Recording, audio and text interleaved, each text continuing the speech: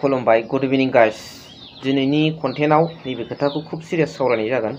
जे मानिनां जोंनि बड'फा इउएन ब्रह्म बिथांखौ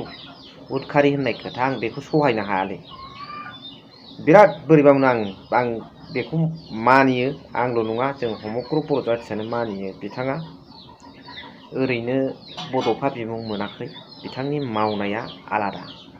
रोखोमनि दा बे बुंनायनि सायाव रनजित देखा मुंनि सासे सुबुङा बुंदों बिथाङा जेखि प्रफेसन मावा मानो बेखौ आं बुंनो थाङा खिन्थु रनजित देखा मुंनि बे बेक्तिया बे बुंनायनि सायाव माबादि जों बर'फ्रा एक्सन लाखो लोगोसे दुलाराय बर' फरायसा आफादनि आफादगिरि दिपेन बर' सारा बेनि सायाव मा एक्सन लाखो दा मा जानो थांगासिनो दं रनजित देखाया बेखौ दिनैनि भिडिअनि गेजेरजों रोखा रोखा मोनथिनो मोनगोन। So hello everyone, once again welcome back to the channel. दिनैनि गोदान भिडिअ नोंथां बयखौबो गोसो गोथारै बरायदों लोगोसे आसा खालामो इसोरनि अननायाव नोंथां बयबो मोजां दं। स' सावरायनांगौ खोथाया जाहैबाय मानाव गेदेर बड'फा इउएन ब्रह्मखौ उदखारि बुंदों रनजित देखा मुंनि सासे सुबुङा बुंनायनि धं आरो पइन्टसा बिराद गिदिर बाथ्रा माब्लानिफ्राय जायखौ जों बड'फा होननानै बुङो आरो बे बिमुंखौ ओरैनो मोनाखै बिथाङा माखासे जागायजेननायनिफ्राय लानानै जोबजासिमाव खम समनि गेजेराव माबादि हारिनि थाखाय गावखौ बावसोमनानै खामानि मावदों बेनि थाखाय रुजुथावै खामानि मावलांनायनि थाखाय बर'नि बिफा बड'फा बिमुं मोनदों बेखौ सासे उदखारिजों रुजुदों उदखारि बुंदों बिग्रायारि बुंदों बे रनजित देखा मुंनि सासे सुबुङा एक्सन लादों एफआइआर होदों अल आसाम ट्राइबेल स्टुडेन्ट इउनियन सोरनिफ्राय हमथारनांगौ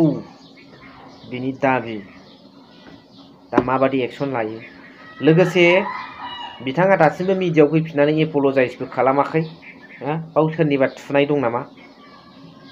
एपलजाइस खालामाबो बे गखाया बे एफआइआर होनानै बेखौ ग्रेप्टार खालामनांगौ माबा मोनसे बुंनायनि मानहानि माबा मोनसे आयेनाव थानाय बिथाङा बुंनायनि थाखाय जिबादि साजा मोननांगौ बेखौ बे मोननांगौ मानहानि नंथारैखौ बुंनाय फल्स मोनसे फोसावनायनि दायाव बिथांखौ एरेस्ट खालामनांगौ दा मोनसे खोथाया आंना बेसो दिनैसिमबो दुलाराय बर' फरायसा आफादनि आफादगिरि दिपेन बर' सारनिफ्राय आवाज ओंखाराखै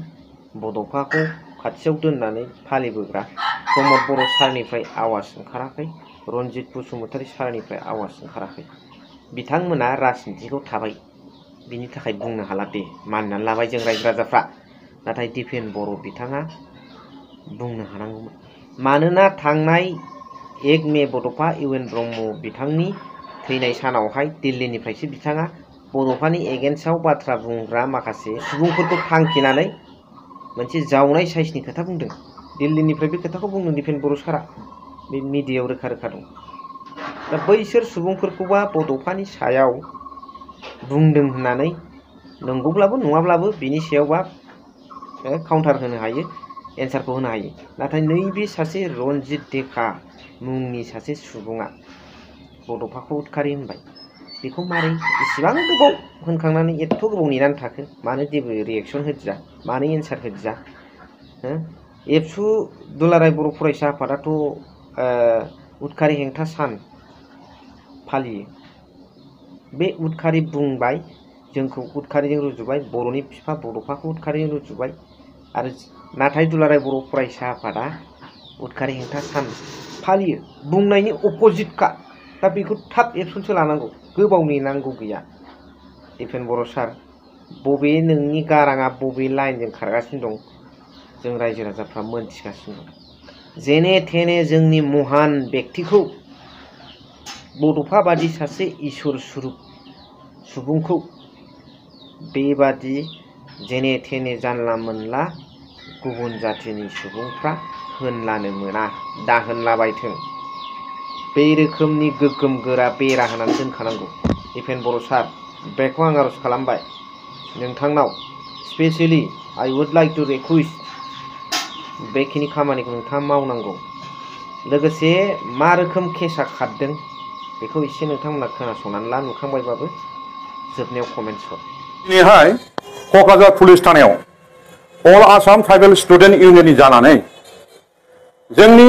बड'फा उपेन्द्रनाथ ब्रह्मखौ रन्जित देखा मुंनि सासे खालफिरा बजारि हाई सेकेन्डारि स्कुलनि पाठशालानि मास्टार बिथाङा जोंनि इउएन ब्रह्म जोंनि बड'फाखौ सन्त्रासबादि होननानै बुंदों, जेराव जोंनि इउएन ब्रह्म फादार अफ बड'सखौ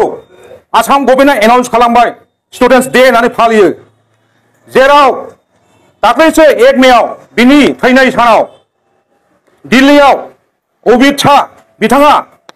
जोंनि इउएन ब्रह्मनि स्टेचु अपेनिं खालामबाय, लोगोसे इउएन ब्रह्मनि नामैनो मोनसे लामाखौ बिनि नामै मुं दोनबाय। बेफोरबायदि जोंनि हारिनि एकदम थैस' थांस' हारिनि खामानि मावनानै बिथाङा थैलांबाय, बेफोरबायदि सुबुंखौ सन्त्रासबादि होननानै बुंबाय। बे जोंनि बर' हारिनि थाखाय दुखुनांथाव, जोंखौ बर' हारिखौ थाथिल' खालामदों। बेफोरबायदि मानसिखौ कालफिरखौ थाबैनो जोंनि आसामनि DIG आसामनि CM हेमन्त बिश्व साहा आरो क'क्राझारनि SP बिथांमोनखौ आं गुरै खावलायदों, बिथांखौ गोख्रैनो एट्रसिटि एक्ट आइननि दारै बिथांखौ हमनानै गोख्रैयै सास्ति होनांगौ, जेलाव सोनांगौ। जुदि बिथांखौ हमनानै सास्ति होनो हाया, बिथांमोना जोंनि आं साननानै लागोन हेमन्त बिश्व सार CM आरो जोंनि DIG होन आसामनि पुलिस बिभागखौ जोङो एन्टि ट्राइबेल एबा एन्टि बड' होननानै सानना लागोन। बेनोसै, गोजोन्थों। खोनानो मोनबाय, भिडिअखौबो आं एसेखिनियावनो दोनथ'बाय। थेंक इउसै, थेंक इउ भेरि माच फर वाचिं। लाभ।